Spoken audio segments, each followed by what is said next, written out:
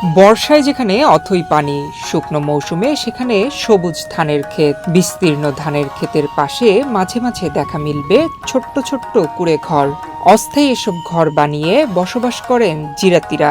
বড় মৌসুমকে সামনে রেখে জিরাতিরা হাওরে এসব অস্থায়ী ঘর বানিয়ে বড় আবাদ করেন। ছোট ছোট এসব ঘরের ভেতর বাঁশের মাচা বেঁধে জিরাতিরা থাকেন মাচার ওপর, আর গরু রাখা হয় নিচে। হাওরে কয়েক কিলোমিটারের মধ্যে নেই কোনো গাছপালা কিংবা কোনো ছায়া। এসব ঘরই তাদের আশ্রয়। জিরাতিদের জন্য নেই বিশুদ্ধ পানীয় জলের ব্যবস্থা, নেই স্বাস্থ্যসম্মত টয়লেট। বিরূপ পরিবেশে মানিয়ে নিয়ে বছরের ৭টি মাস তারা কাটান হাওরে।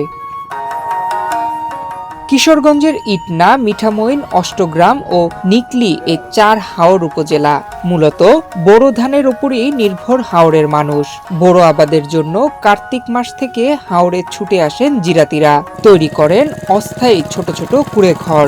জমি চাষাবাদ থেকে শুরু করে পরিচর্যা, সার ও কীটনাশক দেওয়া সকল কিছুই করেন তারা। বৈশাখে ধান কাটা শেষে এসব ঘর ভেঙে নিয়ে ফিরে যান তারা। কুয়াশা ভেজা ভোর থেকে শুরু হয় জিরাতিদের কর্মব্যস্ততা, চলে সূর্যাস্ত পর্যন্ত। ভোরের কনকনে ঠান্ডা হাওয়া আর দুপুরের প্রখর রোদে পুড়ে জমিতে নিরবিচ্ছিন্ন শ্রম দিতে হয় তাদের।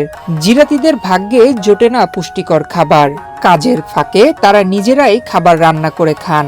বেশিরভাগ সময়ই জুটে মোটা চালের ভাত আর মরিচ ভর্তা কিংবা পান্তা ভাত। পুরো সময়টাতেই তাদেরকে খোলা স্থানে মলমূত্র ত্যাগ করতে হয়। জীবনকে তুচ্ছ করে বছরের ৭ মাস অবর্ণনীয় কষ্ট করে মাঠে পড়ে থাকেন হাজার হাজার জিরাতি কৃষক ও জিরাতি শ্রমিক।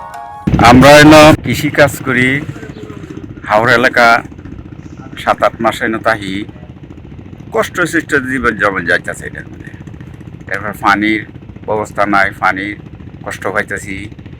টয়লেটের ব্যবস্থা নাই, টয়লেট করতে খুব কষ্ট হয়। এরপরে এই জমিগুলো আমরা হয়তো বাপদাদার আমল থেকে কেউ ২০ বছর ধরিয়া আমরা জীবনযাপন করতেছি।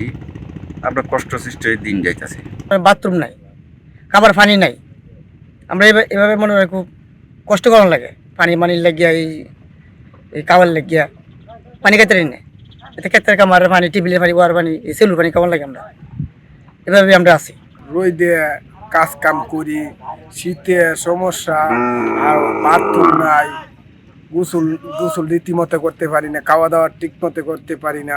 সবাইকে আমি বলছি ২৭ মাস ধরে আমরা জিরাতি করি, তাই কৃষক ধানের জন্য ফসল করি। খাবার সমস্যা হয়, খাবার সমস্যা বলতে কি বাথরুমের সমস্যা, পানি নেগে।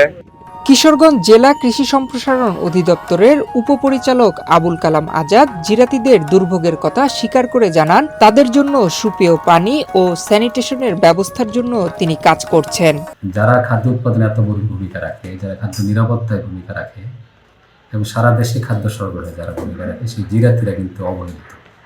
তাদের স্বাস্থ্য, স্যানিটেশন, সুপেয় পানি এবং বসবাস করার জায়গা কোনোটাই কিন্তু আপ্রদমার না বা মানবতর। তাদের জন্য আমরা প্রতিনিয়ত বিভিন্ন ফোরামে কথা বলে যাচ্ছি। আমাদের দিক থেকে যদি কোনো সহায়তা থাকে সেটা আমরা করার চেষ্টা করতেছি।